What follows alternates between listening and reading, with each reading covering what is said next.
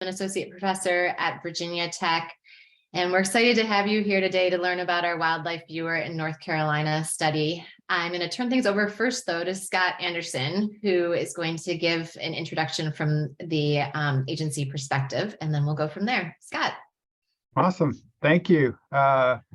Excited for this webinar today, and thanks to you all for coming today. I just want to give you a little bit of background about this study. We contracted with Virginia Tech to conduct this sort of wildlife viewers survey of North Carolina as part of a larger nationwide survey, and that survey was implemented by the AFWA Wildlife Viewing and Nature Tourism Working Group. And so they sort of organized the entire big scale thing and allowed individual states to sort of oversample for their state. So I'm going to let them sort of talk a lot about the project. I don't know how much else they have as in way of introduction, but I do want to bring up two points, and that is, first of all, it's kind of an aside, we are hosting their biannual conference in February of 2024 in the Outer Banks. So any ways that we might want to implement the findings of this report, we can report out on it at the Wildlife Viewing and Nature Tourism Conference there. It could be really relevant. And then secondly, speaking of reporting out, the next step, this working group and Virginia Tech staff have applied for a grant and are working to provide support to states to implement a piece or pieces of their wildlife viewing, their data that they've now got from this wildlife viewing survey. So as they present these results, then hopefully you can be thinking about what the most likable option is for us to pursue, if any, in the future. So that's really all I wanted to say as an introduction. Thanks you all for coming, and thank you all, Ashley and Emily, and I didn't see who else was here from Virginia Tech, but thanks for all this great work for this this report. I've read it. Parts of it, it's a big report. There's a lot in there, so I still don't feel like I've read it fully. So I appreciate this. Thanks. Yeah, thanks so much, Scott. That's part of our goal here today, is save you all reading all of a really long report and call out what we think are probably the key points for you to note, and then encourage you to dig in on the sections that you think are of interest to you. So I wanted to echo what Scott said. Thank you so much for being here. We know there can be webinar fatigue, so we appreciate you taking the time to join us, and we hope that it will be worthwhile for showing you the highlights of the report and the associated recommendations, so that you can really think about what is relevant in here to you in your work or to your colleagues within the agency, so that you can begin to work on implementation of key insights related to engaging wildlife viewers. So our focus today is this report that we recently made available on our Virginia Tech online database site for publications. Encourage you to check it out if you haven't already. This is the QR code for it. If you want to hold up your phone, you can grab the QR code there, or also Emily's going to put the link in the chat. I'll also say that we're going to be showing you a lot of links along the way, and that will be our approach throughout. But also next week, we will send a recording of this presentation along with all of the links that we've covered here today. So if you miss anything, you'll be getting those within a week, and you can share them with others or use them yourself. So we're going to cover the highlights here, but encourage you to keep a copy of that for yourself, so that you can look at certain components of it that are relevant to you over the course of future time. So Emily and I are going to be sharing the results today. Emily's the lead author on this report. Additionally, Morgan Carnes is an undergrad researcher who helped us a lot with this report. And Christy Pototsky, a PhD student, has been a co-author or lead author on all of the state reports along with Emily. So they've worked really closely together on these. Additionally, we have other colleagues on our team at Virginia Tech who were great collaborators on our national and regional component of the project. which has also fed into the state-specific component. And then additionally, we've had lots of great state agency collaborators. Scott was part of our executive team that originally wrote the proposal to make this project happen, and has also given us feedback and guidance and support throughout the entire project, as well as a steering committee of even more state agency reps, including Carrie from your agency and also your HD folks over time engaging in that. So we've had lots of folks from the commission, and we really appreciate all of your engagement in this too. Okay, so what are we hoping to cover here today? As I mentioned, we're focusing in on the survey findings, and through that, we'll provide you with the profile of wildlife viewers in North Carolina. There's even more to that profile if you want to dig into the report, but we'll call out some of the highlights there. And our goal is to be able to provide you with information that will allow you to think about how can you support wildlife viewers, how can you broaden the relevance of your agency to wildlife viewers, particularly those who do not hunt or fish, so they might not already have a connection with your agency. And then also, how can you develop financial support opportunities for wildlife viewers? So let me tell you a little bit about the background of this survey and why we began working with the Wildlife Viewing and Nature Tourism Working Group of AFWA to make this project happen. But before I do so, let's make sure we're on the same page about what we mean by wildlife viewing.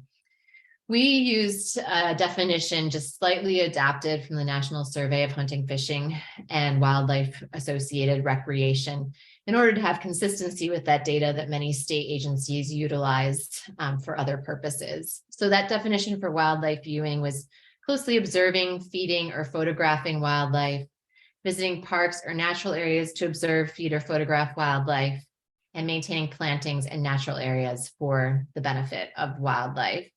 We also called out in our survey that someone who just simply notices wildlife while they're doing something else, like gardening, exercising, hunting, or fishing, or intentionally scouting for game, isn't necessarily wildlife viewing. So we were interested in talking to people who intentionally wildlife view as a way to really think about those people who are wildlife viewers. So as you all know, wildlife viewing is quite popular and growing in popularity. About 1 in 4 North Carolinians were believed to wildlife view as of 10 years ago. I expect that those numbers are higher based on trends that we've seen nationally. And according to the national surveys for hunting, fishing, and wildlife associated recreation, from 2011 to 2016, there was quite a big leap in participation to about 1/3 of the US population overall. And a lot of that increase came from around the home wildlife viewing, finding even more people involved in intentionally viewing wildlife from their homes. At the same time, we know that in most locations, hunting and angling rates are declining or remaining stable during the same period. So the state agency folks that were involved in our project, as well as those who reviewed our grant, we're really interested in how could we think about the connection between wildlife viewers and state agencies and how to harness that even more thoroughly, given that there's a need for broader relevance for across the public within the states for state fish and wildlife agencies. Additionally, when we started the project, we asked all of our state reps who were involved either in the steering committee or who were in part of a state-specific project, why is it that your state is interested in wildlife viewers? And of course, we heard this answer of viewers are growing in number, and there's potential that they could have a positive influence or maybe even a negative influence on our state agency and the work that we're doing in our agency. So we really want a way to be connected with them. We also heard from state agency reps that it can be difficult for agencies to reach out to wildlife viewers, whereas you have a hunting database or an angling database, or in some states also a boating database, depending on if that's part of the work of your agency. There isn't necessarily a viewer database, except for in states like yours that have been getting involved in breeding bird atlases. So you have a way to connect with birders, but not necessarily more broadly wildlife viewers. And then also, while there's this great national survey that happens every 5 years or so that tells you how many people are involved in viewing and the trends associated with that viewing, it doesn't dig in as much on really what people's thoughts and attitudes are what their preferences are, even more about what type of viewing are they involved in, and what do they think about agencies, and what are they hoping to get from agencies. So there was a desire to fill that information gap. And then also agencies said that they were interested in how could they better serve and communicate with viewers. They realized to be relevant to someone, you have to be providing something that is relevant to them. And a lot of state agencies wanted to make sure that the things that they were offering or considering offering were things that people were going to want. And then likewise, there's a lot of desire to reach out to underserved or historically marginalized groups of people. And a lot of agencies have thought about how wildlife viewing may be a more likely venue to be connecting with those types of audiences than other more traditional types of wildlife recreation. And then finally, the desire to think about how could there be mechanisms that are attractive to wildlife viewers so that they could contribute financially to state agencies, given that the mechanisms of licenses do not necessarily exist for viewers in most states. All right, so that was a really brief overview of why I think about wildlife viewers. If you're interested in learning more about what's already known about wildlife viewers, as we were and the other state reps were, we conducted a literature review that Emily's dropped the link for in the chat. And she and Kelsey Jennings, another master's student, did a great job of distilling insights, primarily from literature in the US, but also beyond that, related to all types of wildlife viewers, and organizing that in a way that's highly digestible. So who are wildlife viewers? What do wildlife viewers do related to conservation? So you can choose the questions in there that might be of interest to you, look at the couple of paragraphs that are written under each one of those, grab the key insights that might be useful to your programming or the work that you're thinking about doing. And then if you want to read even more, there's an excellent references list at the end for everything that's cited within the lit review that you could read the actual paper that or report that something came from. And then as Scott mentioned, this project was part of this national and regional study. And so if you're interested in how does your state, North Carolina, compare to the Southeast or compare to the entire nation, this is the place to look. We've also done a webinar on this report as well. Or if any of your colleagues in other states who did not participate in a state-specific project are looking for results, this is the place to go. The other thing that this report offers is in the recommendations section, there are case studies written up that describe example projects that various states have undertaken related to wildlife viewing that are in line with the results of the full project and in line with the results too of the North Carolina project. And so they give you an idea of how you could have a wildlife viewing related effort that's in line with the recommendations. We're going to call out a couple of those here today in the presentation, but there's even more in there. And that could be a great place for you to look for some inspiration for projects that you might want to implement in your state too. All right, I'm going to turn over to Emily, who's going to talk about the methods of our work. All right. Thank you for that introduction, Scott and Ashley. My name is Emily, and I'm a second-year master's student here in the Dare Lab. And this was a really big project across the country, but being so close to North Carolina, we really appreciate the opportunity to work closer to home. And with that, I'm going to first start out by describing our survey methods here, and then I'm going to move into a little bit about the demographics of our audience. So when we talk about wildlife viewers, you'll know exactly who they are. So this survey was a part of an oversample effort across the broader United States. We had 15 different states that participated, including North Carolina. This survey was administered online from October to December of 2021. We had 1,007 good and complete respondents, which I'll talk about a little bit more later.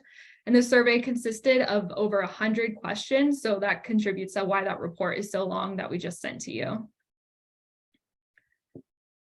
And the survey first opened after a consent question with a screening question. So we asked respondents, in which, if any, of the following forms of wildlife viewing have you participated in the past 5 years? We thought this was a good time just to pause and ask you all what types of wildlife viewing behaviors you like to participate in. So I'm going to launch this poll now. It's a little mini survey, and you guys can take about 30 seconds to just select the forms of wildlife viewing that you participate in the most. And someone let me know if you can see that poll. Okay, thank you, everybody.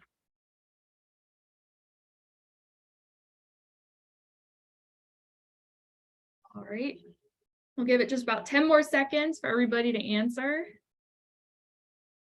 Okay. So in poll, so we can see here, share results. All right, so if you all can see the results, the most popular forms of wildlife viewing behavior for you as an agency and partners was taking trips or outings to view wildlife or visiting parks and natural areas.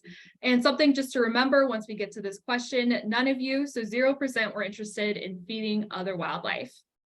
When we presented this question to our survey respondents, if they didn't select any of these behaviors, they said, no, I don't do any of the following, they were then removed from the survey. And so they were not included in our good count of 1,007 respondents. After these questions, our survey moved into a lot more questions talking about talking about wildlife viewers' demographic characteristics, wildlife viewing behaviors and interests, their duration, location, and frequency of participating in wildlife viewing, their participation in other outdoor recreation like hunting or hiking or camping, their level of specialization, so owning equipment, how advanced they rate their skill level in wildlife viewing, their wildlife viewing related expenditures, both just trip-related expenditures and other expenditures. We also examined their barriers or constraints to participation in wildlife viewing, so what might limit that, and also the social support, so groups like family and friends and how that can positively influence participation in wildlife viewing. We also examined their likelihood of participating in a variety of conservation behaviors, both with and without the commission. And finally, we also took a close look at wildlife viewers' relationship with you all. We examined their familiarity with, perceptions of, and trust in the commission. We looked at their experience with the commission's programs and services. We also examined the ways that they had contributed financially to the NCWRC in the past and their likelihood to support the agency in the future. And finally, we also examined their preferred forms of viewing support, so how the agency can contribute to wildlife viewing and how wildlife viewers would like to receive information from the commission. So this survey was a panel survey, and this is kind of more of a social science term. So if anybody doesn't understand it, a panel survey is an online survey platform of individuals recruited to take surveys. They're sometimes recruited through ads. You may have seen some on television or social media. These respondents who are recruited to take these surveys are then compensated for their participation, usually in a gift card, maybe like an Amazon gift card or something like that. Because these respondents are recruited and they're compensated for their participation, there's a few steps that we like to take to make sure we have a really accurate respondents and answers in our survey. So some methods are attention checks, time limits, and quotas are common tools that we implemented in this survey to make sure it was more representative and accurate of the wildlife viewers in North Carolina.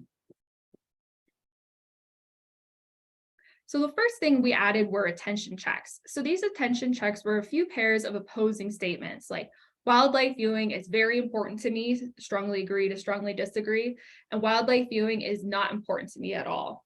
And if someone selected strongly agree for both of these items or strongly disagree for both of those items, that would be a little red flag to us that maybe they're speeding through the survey or they're not paying as much attention. So if someone made 2 of these errors, they were then removed from the survey. We also established a minimum completion time based off of our pilot of the nationwide survey over the summer of 2021. And if respondents for this survey in North Carolina were below this time set from the national survey, we also removed them from our final pool of respondents. So that number of 1,007 respondents here in North Carolina, that came from people who passed both of these levels. So they didn't fail 2 attention checks and they completed their survey above that minimum completion time.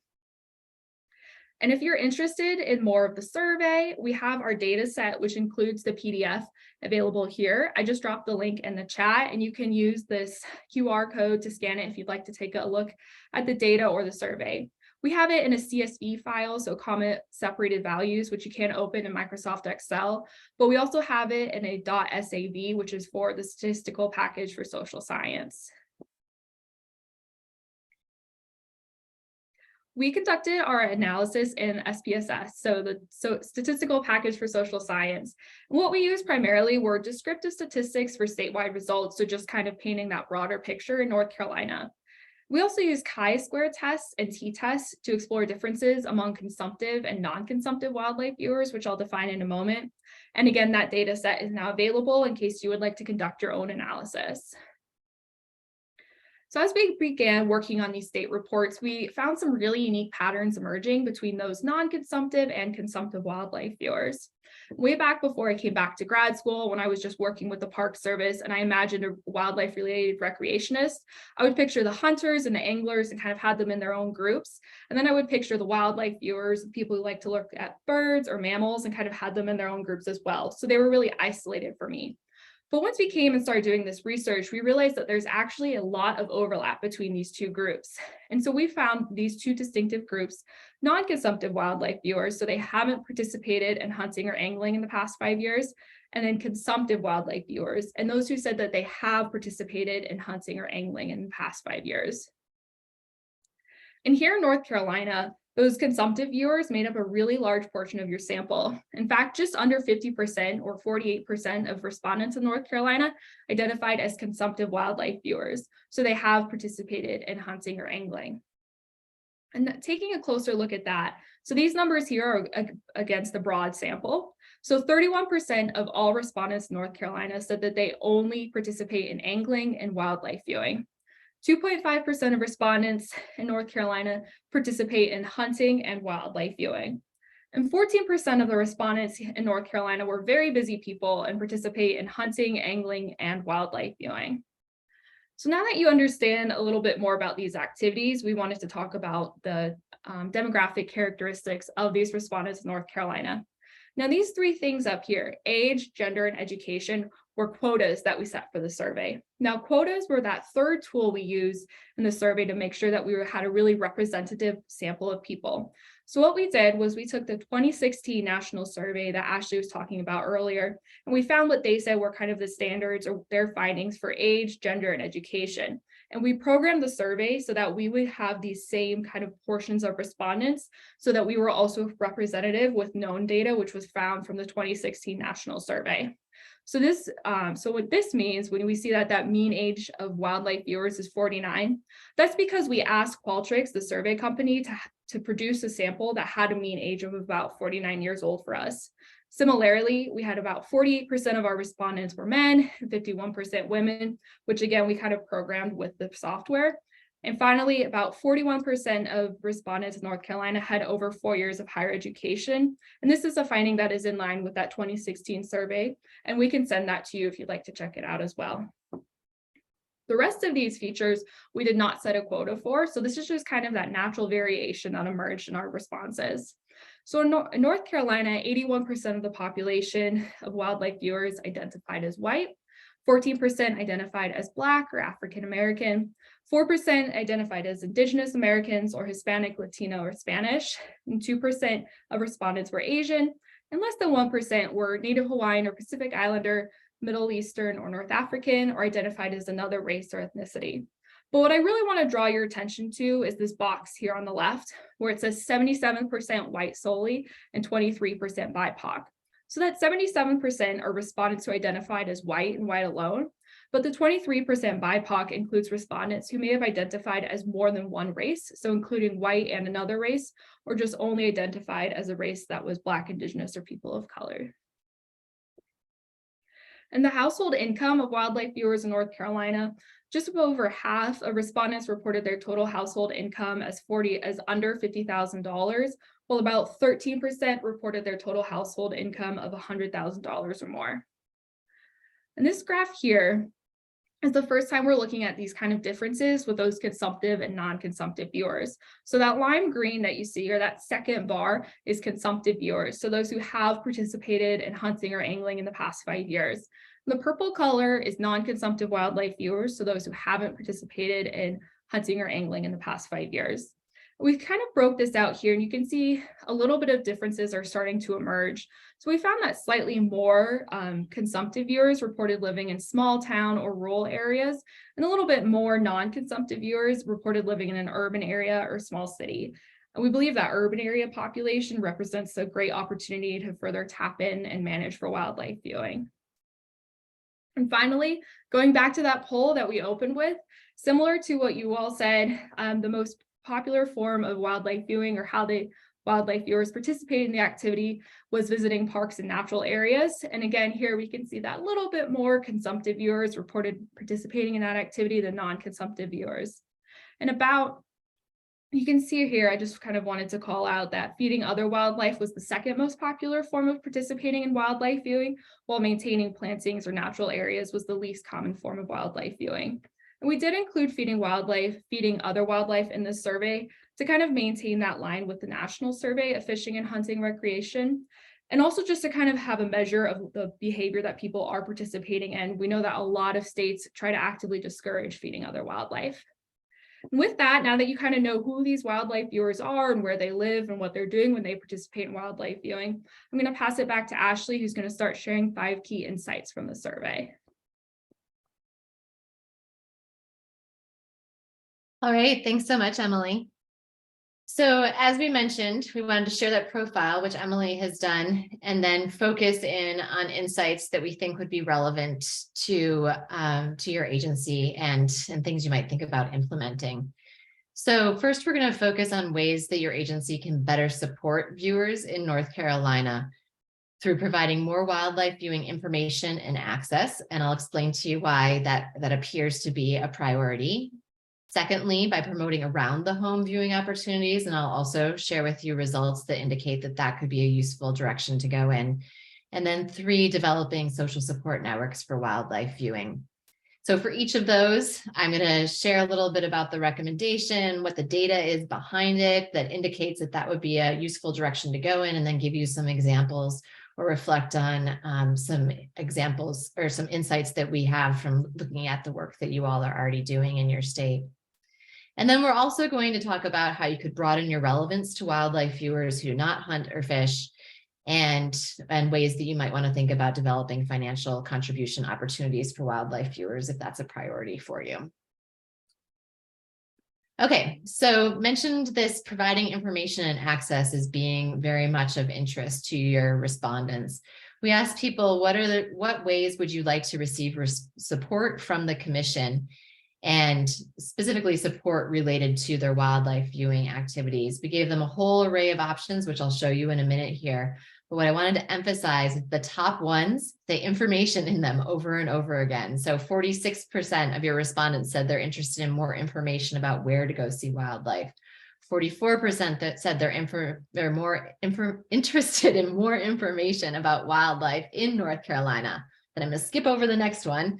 And 36% said they're interested in more information about where and when to view wildlife where there's no hunting.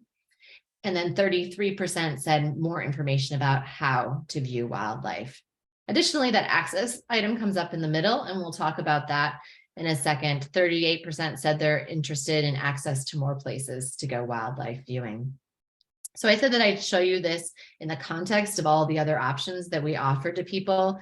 These were all options that were shared across all of the state surveys, as well as the national and regional surveys. So some of them may be ones that you've talked about more within your commission than others. But you can see those top ones that I showed you popping out there at the top. There's a star at all of the places where the consumptive versus non-consumptive respondents were different and how much they thought that would be useful to them. And you can see in those 3 cases, more info, access to more places, and then the other more info option about viewing various types of wildlife. And actually across the board, every time you see a star, it's always the consumptive group being a bit more interested in it. And I call this out because oftentimes agencies think about, oh no, if we start offering more viewing related opportunities or more viewing resources, our traditional group of constituents isn't going to be happy with us. And actually the traditional group of constituents who also views, of which there's quite a few, were most interested in receiving these additional services from the agency to better support them. Okay, so let's talk about this info side of things. Key place that people go to look at or to look for information is websites, of course. And you all do have a bird watching section of your website under the outdoor activities component of the website. And as well, you can see that you've got here from your North Carolina magazine, a bird that folks might be interested in going birding related to. There may be opportunity on your website to include more info about how to view wildlife and what species to view, given that that is of interest to people. And then also to talk about how to do around the home viewing in a way that is useful to wildlife, ethically appropriate, et cetera. As an example, we've worked with Virginia DWR on wildlife viewing previous to this national and regional study, and they've done a really great job of building out their viewing section of their website. You'll see that along the main options of the web page, one of the key tabs that you can find is viewing itself. So you don't have to go underneath something like outdoor activities. You can find viewing right at the top there. And then in the viewing section, they have where to view wildlife that goes to various maps. They have birding basics for getting at how to view wildlife. And then another where component instead of the geographic side of things can be the festivals. And then wildlife cameras as a way that people can view wildlife from at home. So one thing that I did want to mention is as part of the follow-up project that we're working on, one of the sets of resources that's being developed is web content that's generic and sort of a template web content that can be utilized by states across the US to plug in their own pieces. So Ann Glick from Florida Fish and Wildlife Commission is working with a group of people who are interested in trying to collate all of these resources. And so that's the one project of the next phase of our grant cycle, where there's actually going to be a bunch of different states working together on it. So that's something that might be of interest to you in the future if you do have the opportunity to build out your web resources further. The other thing that I wanted to mention is you notice that people are looking for info, and that might not be your perception that that's of interest to the wildlife viewers that you hear from the most. And in a lot of states, the wildlife viewers that they hear from the most are those that are part of an organized wildlife viewing or birding club. So you might be hearing from the local Audubon Society or the local bird club. And those folks tend to be more experienced. But actually, if we look across viewers in your state, in a more general sense, as in the type of survey that we did, they're largely beginner and novice and also intermediate. 66% of the viewers in your state just fall into beginner or novice. So that's probably an explanation for why people are just looking for this very basic information about how, when, where, why do I go wildlife viewing. Additionally, you can see that that beginner number is even higher amongst the non-consumptive group of viewers. In terms of communication mechanisms, we talked about the website, as that was one of the top things that was of interest to folks in your state. Additionally, print materials came out really high. You're one of the few states where print materials was the highest, although negligibly higher here than the website. Email updates, the website, and then also Facebook. Across virtually all of the states that we did state-specific sampling, we found these same communications channels as the top things that people were looking for. If you're interested in the whole list of what we looked at, you can see it here. And you can see things like TikTok and blogs and text alerts and podcasts have very little interest in them. Actually, also one-on-one interactions. But then those other items up at the top that tend to be the traditional things that agencies are using. So I think that that's a good sign. One thing that I do want to call out here is while we're comparing consumptive and non-consumptive, and you can see that the consumptive group is interested in information from you about viewing in all of these ways more than non-consumptive folks are, we haven't looked at it by age. And we haven't looked at it by gender. So you might see some patterns where it would be worthwhile if you're specifically interested in reaching out to a younger demographic to mix up your approach a bit more. And again, you have the data set to explore that if some folks are interested in that who work within your communications or social media teams. Okay, so we've got this big question about improving access. You all have lots of places to view wildlife in your state. Do you really need more of them? Or are the reason people saying that they want more access to wildlife viewing opportunities is because they don't know where to go? And we don't know the answer to that because a lot of people answered both those things, that they want to know where to go, and then they also want more opportunities. So I think it's a thing to keep thinking about. One thing to consider is that a lot of the respondents were from urban areas, but you also do see that you all have viewing opportunities within urban areas. And it's useful to think too that over 56% of wildlife viewers said they've been participating in viewing in state managed lands. And these are a place where you all can add additional infrastructure and make sure that that's an appropriate place to view or do outreach about the opportunities there as well. We did look into what are the barriers that viewers are experiencing that's keeping them from viewing even more than they currently are. And that distance to viewing locations, lack of free time, and financial costs came up as the top percentage. Oh, Emily, we're missing the number there on financial costs. We'll get that for you. They came up there as the top responses in your state and in many other states. So we're hearing from viewers again and again that it's taking me a lot of time to view. It's a long distance that I have to go. It costs me a lot of money. And so if that's the case, thinking about ways to make viewing very easy for people nearby them is a useful way to think about promoting even more viewing and having viewing be useful to them. All right, so with that, I'm going to turn things over to Emily, who is going to talk more about promoting around the home viewing opportunities. Thank you, Ashley. And for everyone, I just wanted you to know that 48% of wildlife viewers in North Carolina were somewhat, quite a bit, or a great deal limited by the financial costs associated with wildlife viewing or birding. So our second key recommendation or takeaway from the study is really the importance of promoting around the home viewing opportunities. And we asked our wildlife viewers, where do you participate in wildlife viewing while you're at home in North Carolina? And we found that their own home or property was by far the most popular location where both consumptive and non-consumptive wildlife viewers participated in wildlife viewing in North Carolina. Also pretty high on the list were locally managed and state managed areas, as well as additional types of private land like the property of family or friends. And so thinking about how to connect people with around the home wildlife viewing, we also turn to this idea of conservation behaviors that can be done with or in support of the commission. Conservation behaviors are one way to really draw in wildlife viewers, and it's also a way that you can help just benefit the broader habitat.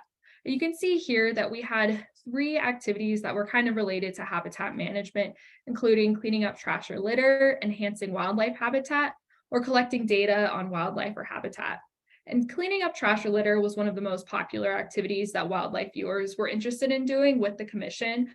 So this shows one opportunity of maybe holding a clean up your local area day, and then out at those types of events, you can provide information about wildlife viewing. We also wanted to note that about 40% of wildlife viewers in North Carolina were interested in collecting data on wildlife or habitat, which also provides a great opportunity to plug them in with the North Carolina Bird Atlas.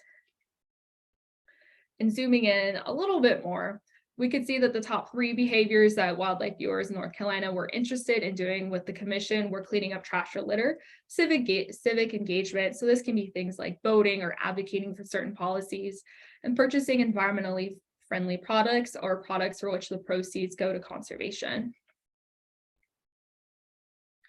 And we also examined the importance of developing social support networks for wildlife viewers in the survey and this research. One way that we did this was taking a look at the social support from wildlife viewers in terms of their family, friends, peers, or mentors. We found that family and to an extent friends provided a lot of support for wildlife viewers. So this could mean that they participate in the activity with them, or they take other steps to support their participation in the activity. Maybe they're driving them to birding sites or helping to teach them about wildlife. Did find that not as many wildlife viewers felt like they were supported from mentors. We felt that this was one place where North Carolina could maybe step in and provide a little bit more support from that mentor perspective. And specifically, we wanted to tie this to the BIPOC viewers in North Carolina, or those who identified as Black, Indigenous, or people of color.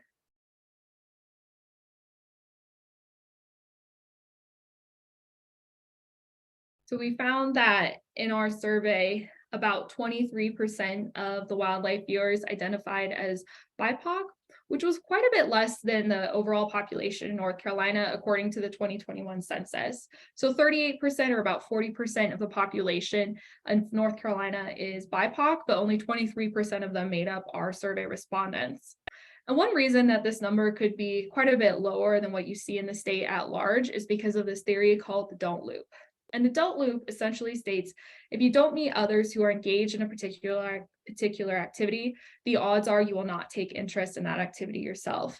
And that kind of helps tie to that mentor support of showing the importance of diversity and representation in activities such as wildlife viewing to draw in more participants and help to increase the diversity. And your neighbors just to the south had one really great example of BIPOC community engagement that we spotlighted in our national report. In 2015, the South Carolina DNR began a community engagement program, and they actually hired a Hispanic outreach coordinator, and she worked to develop bilingual resources and outreach strategies. And over the few years she's been working there, the program's become a big success through things like guided hikes and other programs.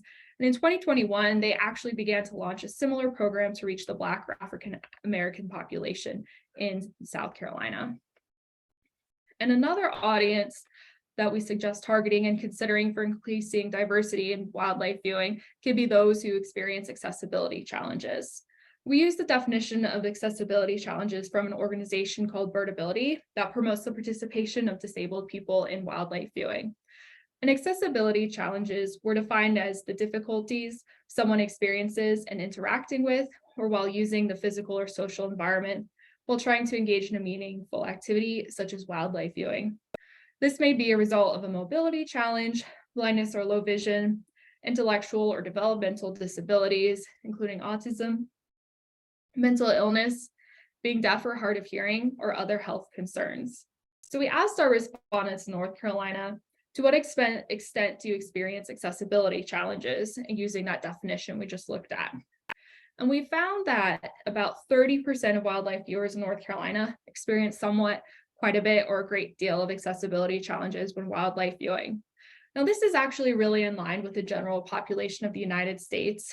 According to the CDC, about 25% of adults in America experience some form of accessibility challenge or disability. And we're highlighting this in our survey because a lot of disabilities can really be seen as invisible. Someone who might be deaf or hard of hearing may look like the typical birder, or someone who might have autism may also look like the typical birder, but they need different things to facilitate their experience when birding or participating in wildlife viewing.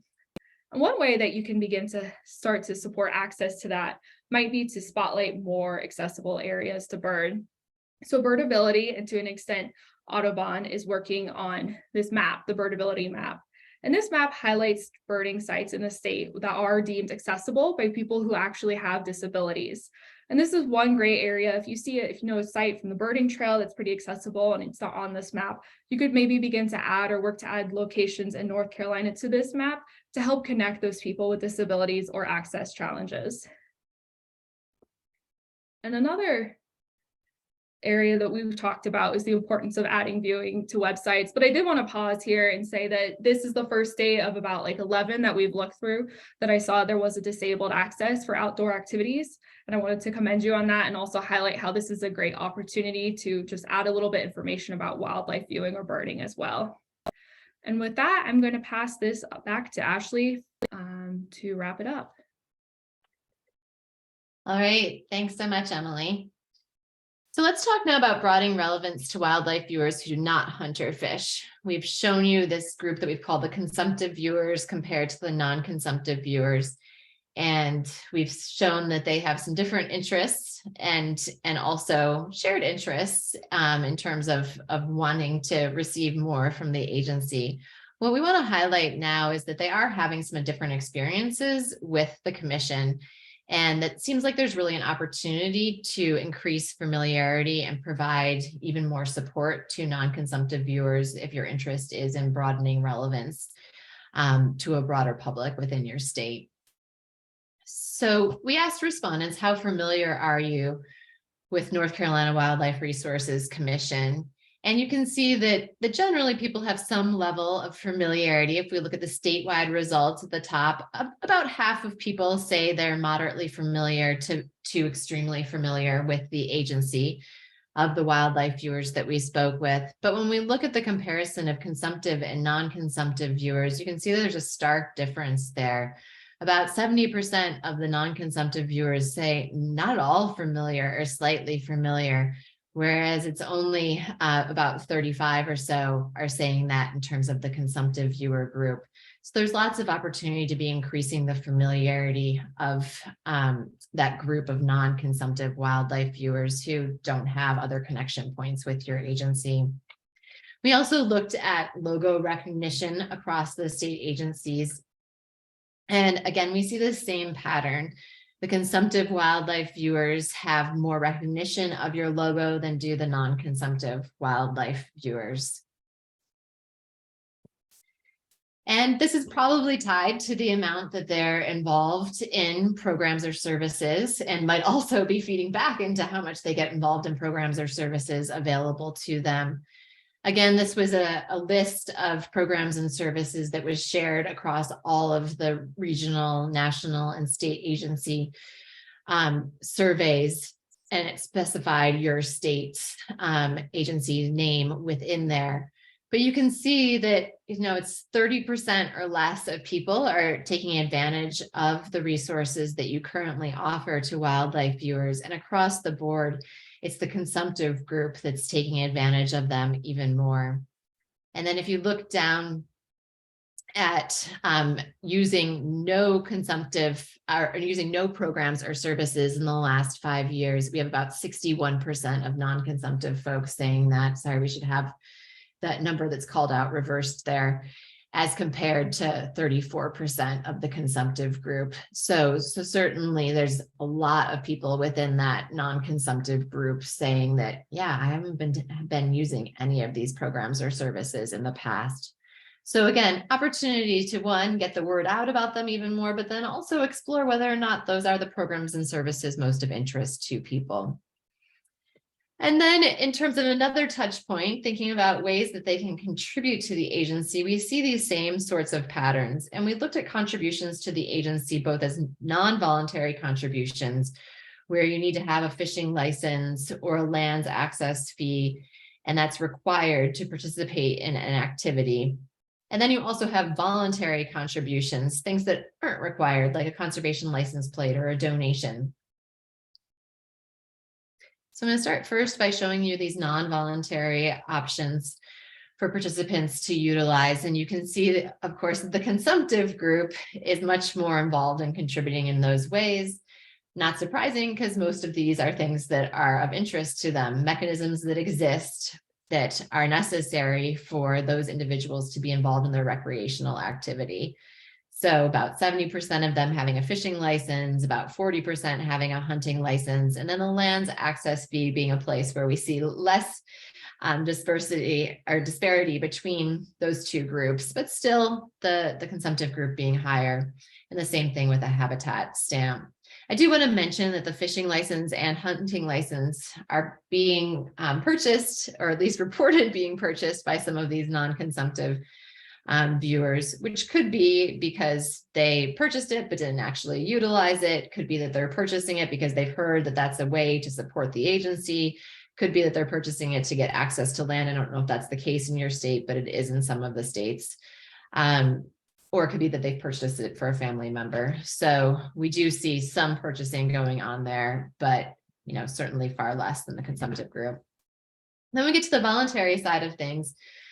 Much less contributions across the board. We don't see anything here that's over 20%. And I'm sure that's not surprising to you, because you are aware of how you're getting in funding from people in the state.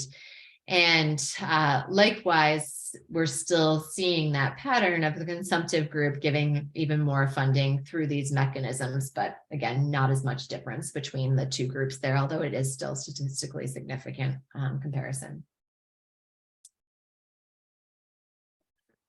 One thing that I want to call out as a place of common ground is that we did ask people Given the level that you see currently of the commission prioritizing programs and services that support wildlife viewing, do you find that it's the appropriate amount right now, or is it too high, or is it too low? And on the right-hand side are the too high and far too high options. Very few people are saying that what they're seeing the commission do now for wildlife viewers is too much. And that's same number across all of those groups.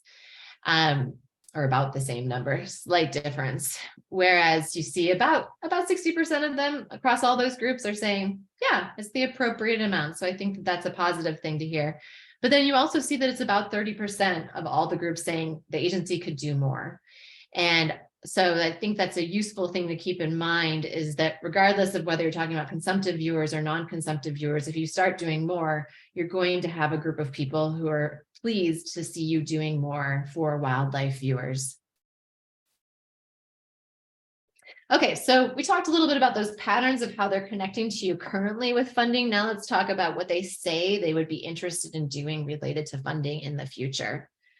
There was more interest pretty much across the board. I guess fishing is one where we have an exception, but across many of the other opportunities, there was more interest in being able to take advantage of that funding opportunity than currently we're seeing. So people were saying, yeah, I'd get about 50% of them said I would get a land access pass in the future. Or about a third of them said I would pay fees for a program or event, which is not something that's currently offered in your state. Likewise, about 50% saying that they were interested in a conservation lottery ticket or tangible products or a conservation license plate. So there's lots of opportunity, I think, to explore funding mechanisms, work with the wildlife viewers and get their thoughts more specifically than we were able to on what exactly would make this attractive to them, and explore how to connect those funding opportunities to them so that they do have these mechanisms in place. Now, of course, people always say that they're going to do something more than they actually do it, but finding the way to reduce that disconnect between intention and actual behavior is a place that you all can play a role in thinking about how to communicate about these opportunities, and keeping in mind that there is a relationship in how much people feel they're gaining from an agency and then how much they actually want to give funding to that agency. So thinking about how to address that issue, that you have very little involvement in programs or services from that non-consumptive group, and then also explore how they might contribute to their agency. Another thing that I did want to mention is we asked people, would you be more likely to give money if you knew it was going to benefit? And then we gave a whole list of options. And we found that those things that related to species conservation or further wildlife viewing opportunities, amongst many different permutations of that in the survey that you can check out in the report, all led to people saying they'd give more money. And Virginia, DWR has found the same thing when we did focus groups with wildlife viewers. People said, yeah, I'd be interested in thinking about a new funding opportunity if I knew that it was actually going to benefit things that I care about, not just go into the general state coffer for anything that the agency does, and if I heard back about what you actually did. So they developed this program called Restore the Wild, where they now have funding that is earmarked for habitat conservation projects, and typically on wildlife management areas. They've marketed it towards a non-consumptive viewer group, but also expanded out and have had participation from consumptive viewers and consumptive recreationists in general. And they've tried to think about that as a way they can increase their connection with these folks, and they are reporting back every year in an annual report to the participants. Additionally, the participants get a variety of benefits from those contributions, and this is done in sort of a membership type way that you'd expect to see from an NGO. And they've had a lot of success with this program. So I think it's an example of showing how you can come up with a creative approach to offering a funding mechanism while you're also thinking about what is it that group of people is interested in seeing your agency do, and how can you show them that, yes, you're actually doing it with the money that they offer you. Okay, so what's next for the project? As Scott mentioned, Oops, sorry about that. It jumped forward. As Scott mentioned, we have applied for a multi-state grant from U.S. Fish and Wildlife Service and AFWA. We have heard that we will be getting that grant. We are in the beginning stages of that project. And there's a few key things that we're going to do as part of that next phase of this collaborative project with the Wildlife Viewing and Nature Tourism Working Group. Beyond these webinars that we've done nationally, and then also for all the states that had state-specific samples, we're planning on having workshops at conferences at the Association of Fish and Wildlife Agency, meeting nationally as well as regionally, and also conferences that would be attended by state Fish and Wildlife Agency staff, so that we can share even further these results and also how to use them. We're also supporting a community of practice of agency staff who are further implementing survey results. We have teams of folks from state agencies across the US who've said, we want to take on this project in the coming year. And that's going to be our project that we really think about and work with the community of practice on. And through the community of practice, we hope that it'll be an opportunity for peer support and also support from us, as well as a way to share resources with other states. And then we're going to walk people through developing a plan for it, thinking about how you're going to measure your effectiveness. And it'll be a place that you can meet every single month to help ensure that you've got that group of people all looking at you for accountability of, yes, let's get this done. We're really excited about that too, because it's going to then lead us to an even broader set of case studies and success stories, and also lessons learned about the part that wasn't successful for these types of projects. And we're asking that the states that are involved in them share the resources that they've created so that other states can look at those and think about how to adapt them for their state, so that not everybody's recreating the wheel, and that we address this issue that there are limited resources for people to be creating wildlife viewing projects and resources. Additionally, we're going to be doing some more analyses. We're going to be focusing in on understanding urban viewers specifically. We know that's a lot of interest to state agency staff. We heard that at the Wildlife Viewing and Nature Tourism Working Group meeting, or the Academy that was held a couple of years ago. And as Scott said, we'll be in North Carolina next year. We are also looking at accessibility challenges further, but there's endless opportunities for things that others might be interested in. And you have our state-specific data set to help you out if you are interested in exploring that. We're also going to be sharing a plenary presentation as well as an organized session at the Pathways Conference. The Pathways Conference has been a human dimensions focused conference for about, 15 years now. The conference coming up at Colorado State in Fort Collins at the end of May and beginning of June in 2023 is really focused on state agency staff, not just human dimensions staff, but any staff who are interested in working with members of the public who may not have traditional values related to wildlife, more of that mutualism type group who has more of a caring connection with wildlife. In many cases, your wildlife viewers, that non-consumptive wildlife viewer group in particular. That conference this year is hosted by Colorado State University, as well as Virginia Tech, and also the Association of Fish and Wildlife Agencies.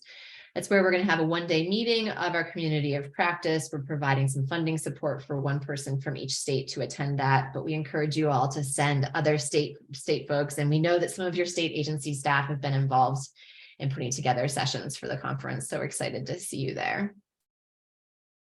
All right, that's all we had planned today for our presentation. We want to encourage you to check out the report. We have just touched on some highlights from it. If there's parts that you want to look at again and have more time to digest what you saw in the graph, definitely skim through to that section of the report. We encourage you to check out the executive summary, and that highlights all of the key findings in there, or to check out the recommendations section at the end that was developed in coordination with state agency staff. We thank also your state agency staff who have reviewed that report for us and made sure that it looked good before we made it available to others. We have time now for questions, plenty of time for questions. If you don't get your question answered or something else comes up later, please reach out to myself or Emily. I encourage you to send the email to Emily. You're welcome to CC me, but I'm on sabbatical right now, so my inbox looks like a nightmare and doesn't always get a fast response. And as we do wrap up, there's also an evaluation survey, really short, for how you thought today's presentation went. And also, really importantly, what you're interested in doing based on these results. And that's really going to help us with phase 2 of the project as we think about making sure that the resources that come out of phase 2 of the project are going to serve state agency staff broadly. So if you could take 5 minutes to answer that, it might even take you 3 minutes. We appreciate it. And Emily's put that link also in the meeting chat. All right. So Scott, tell us, thanks for the hand clapping. Tell us, is there anything that we didn't cover or that you wish we would have highlighted, or any thoughts that you have? And while Scott's doing that, that gives everyone else a chance to put your questions in the chat or raise your hand so that we can call on you next. No, thank you for that. That's a daunting task to take 117 pages and pull out the great pieces. And I think you guys did an awesome job doing that. So I really appreciate all the work you put into this. One of the things that sort of stuck out to me, they were talking about, and I haven't really formulated a question around this, but just might be throwing it out there, is like, you know, that what you highlighted of 33% want more info about how to view wildlife. And I was like, that seems probably strange to a lot of us who like we'll just go outside and look, like, how, you know, how to view wildlife. But it probably points to something where we need to provide some sort of permission structure, you know, for people to view wildlife in terms of, you know, like they don't feel like they can go outside. I'm not quite sure how to interpret that, but that's my interpretation, is like, is there a permission structure that we can provide to the general public that says, yeah, you can go outside and walk a trail, or even just go whatever and view wildlife, you know, like, and I think that probably is pretty pervasive across consumptive and non-consumptive users as well. So I don't know if I have a specific question, but if you have some thoughts or ideas around that, I'd welcome them. So yeah, I think that's a good point. It, you know, reminds me of the debate of like, are you a birder or are you a bird watcher? You know, like how serious do you have to be about this to actually be doing it and be enjoying it? And I do think that it's, you know, all part of that, like, how are we welcoming, how do we have belonging fostered in the work that we do, so that people do feel like, yeah, you can take part in this and you don't have to be super hardcore. You can do it in your own, like your neighborhood park. You can wildlife view as well. Or, you know, right off of your deck. You can also participate in it. And I think that that's something that can be accomplished by offering sort of neighborhood type programming, or, you know, trying to foster local, you know, partnering with local viewing clubs, whether it be birding clubs or bird watching clubs, and really encouraging them to participate with you in reaching out to those beginners, because that's probably that group of people, right? And making them feel like, okay, you don't have to be like really, really good at this, and you don't have to go far, and you don't have to spend a lot of money on it, but this can still be something that is a way that you connect with the place that you live in, and then hopefully ultimately connect with the agency that's doing work to support those types of wildlife, and know that that's an important thing as well. There's a few things I wanted to add as well. First of all, Scott, we had a really big trust measure in the survey that we didn't present in this presentation in the interest of time. But what we found was wildlife viewers in North Carolina report really high levels of trust in the commission. And so that shows us that the commission is also a trusted resource for information.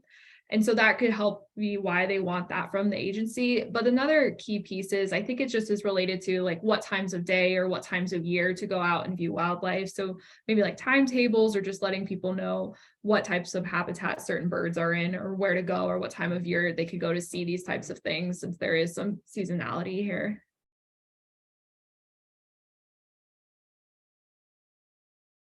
Yeah. I'm going to go back up to a question that I saw in the chat earlier, and we can see if anyone else has other questions. But Brent asked, when we called out that there's high level of participation on state-owned lands, Brent asked, do people actually know who the public landowner is? And I'm sure you all know this even better than we do, that people make mistakes about that. I worked for Oregon Coast Wildlife Refuges, and people were constantly coming for fishing licenses at our wildlife refuge office. We had to explain to them, no, that's ODF and W.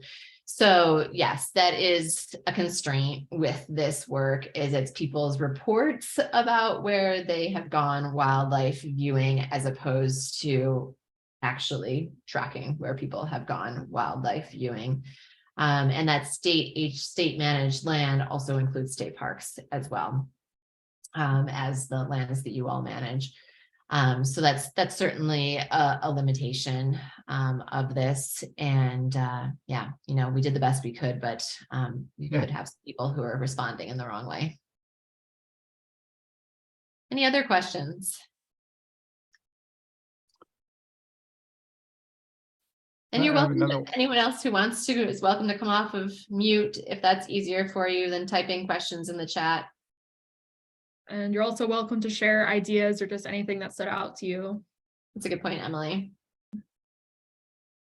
So another thing I was thinking about was, and it's probably related to that previous sort of topic, was that one of the main things you pulled out was like promoting around the home viewing opportunities. And I was thinking about how addressing those would differ greatly across like urban to rural sort of, how would you promote that for somebody in an apartment in a downtown city versus somebody who's in a farm or whatever. And it probably ties back to that permission structure where people in urban environments or have a background in sort of living in urban environments and have never lived in the country need more of a permission structure than the people in rural places who spend a lot of time outside already. So, but yeah, I don't know if you have any other insights or thoughts about like. Yeah, that's a great point, Scott. And I think that's something that we probably will dig into a little bit more in that urban to rural analysis that we are looking at. And yeah, I mean, the around the home viewing opportunities in an urban area might include going to your city park because that's close to you. And, the definition within the national survey is within 1 mile of where you live, for looking at to what extent people are viewing around the home or elsewhere. Or it may be a very small bird feeder, stuck with suction cups on your window, as opposed to, like you're saying, someone in a rural area might be able to do habitat management projects that are quite extensive on their property to change the viewing opportunities that they have there. And yeah, so I think that goes back to thinking about, are there ways to develop urban related programming and work with organizations that already have a broad audience in urban areas in order to develop that sort of thing. Emily just dropped in an example of habitat management around the home that you all offer on your website related to inviting reptiles.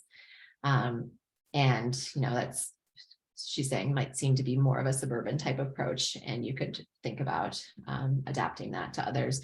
But the other thing that I think you're just raising a good point, Scott, is thinking about how there are a lot of urban viewers, and as you do offer resources, thinking about, what is it that you could make sure that you're also saying so that someone in an urban area feels like it's relevant to them, and it's not just relevant to someone who has, at least a 1/4 acre lot on their property or has a backyard. I mean, that's one thing I've worked on another project. We try not to use the word backyard, because if you don't have a backyard, you feel like you can't participate.